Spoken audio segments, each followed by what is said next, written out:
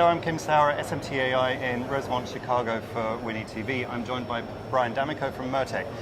Now, it's always a great pleasure to meet up with you at these shows and finding out what's going on in the market as well as at Mirtec. So give us an update. First of all, the pleasure's mine, as always, to be here and to see you again. It's always nice seeing you.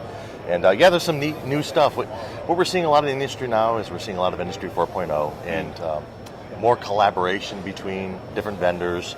The whole goal is to have the machines basically communicate with one another, at least from a standpoint of being able to monitor all the systems within the line and collect data from equipment and provide data to equipment, right? So we, of course, have all inspection equipment. We have SPI, AOI equipment. And at our booth now, we've introduced what's called TRMS. So it's Total Remote Management System.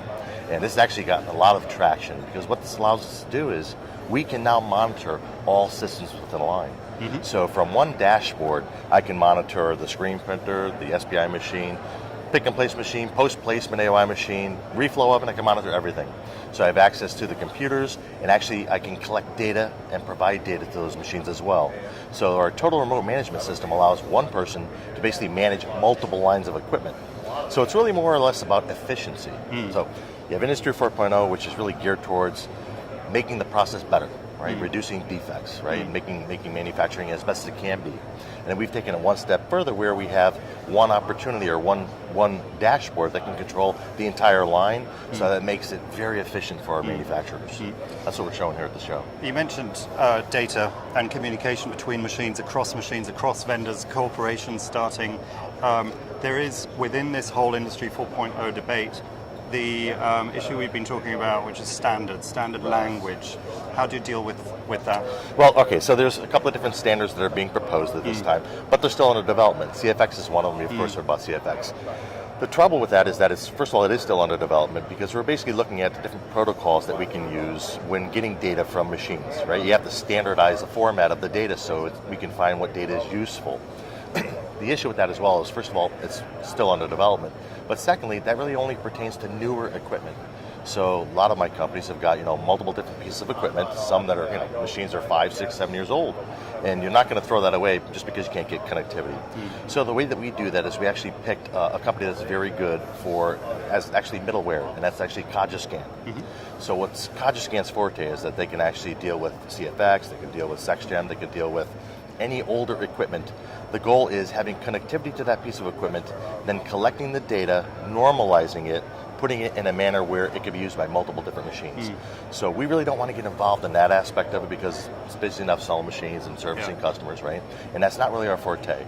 So we chose the right partner, which is Coguscan, to do that, and the relationships worked out very well for us. Yeah, and it's those relationships that you're saying is nowadays, and in this industry, you're not just a solo manufacturer or producer of a machine. You have to work within the supply chain and cooperate, right? Absolutely. So does that mean you have to adapt your business strategies in order to cope with now dealing across the supply chain? Well, a lot of time, the thing that's different is there's going to be a mixture of different equipment out there, and we really have to find a way of dealing with that because the common goal, we all have a common goal right now. That's the thing. We all have a common goal where we all want to move towards having Industry 4.0 communication connectivity between all machines. So that does foster collaboration, or if you don't collaborate, you're not going to be involved in this next movement, right? So ultimately, it does provide a challenge, right? Because you're talking about dealing with competitive equipment. You got to deal with competitive equipment, right? There's other SPI machines, other AOI machines, and if the customer has those, we have to be able to communicate with those as well, right? If I sell my TRMS software to a customer and he's got a competitive piece of AOI equipment or SPI equipment, we have to work with that equipment. So you just got to manage it. Yeah, sure. Got to suck it up and manage it, really. Absolutely. Now, talking about your solutions, what's the plan going forward? There's a couple of important shows coming up in the next year as well. Is there anything in the pipeline that you're going to be launching that you can give us a hint about? Okay, well, what I said before about, first of all, we need to communicate with machines, then we need to get the data from the machines. Once we have the data from the machines, you've probably heard people starting to talk about artificial intelligence. Once we collect all this data, we collect what's called big data. We get a whole bunch of data. Once we have all of the data from all of the equipment within the line, then we can begin to analyze that data and then make basically predictive assumptions based on that data as to how we're going to avoid defects. So the next big step, and nobody's really made that much progress with it so far, is one, getting all the data, then from there, using artificial intelligence to basically make predictions within the manufacturing process. That's the next big thing, that's what we're working on. So I'm hoping by Apex timeframe that I'll have something that we can show customers along that route, but it is going to be a little bit more slow. It's going to be slower because there's no way that we can have software that's going to be able to do what a human being can do right now. So our best possible step right now in the interim is getting all the information to someone, to a good process engineer, who can pretty much figure out what's happening. As long as they get all this data and this information, they can pretty much figure out where the process broke down. The goal is to have software being able to do that, and to be able to do that as well as a human being. That's kind of a big feat when you think about it. But that's huge. what we're moving Yeah. towards. Oh, it's a huge feat because there's so much data being generated. How do you know which is the good data, the bad data, the useless data? Exactly.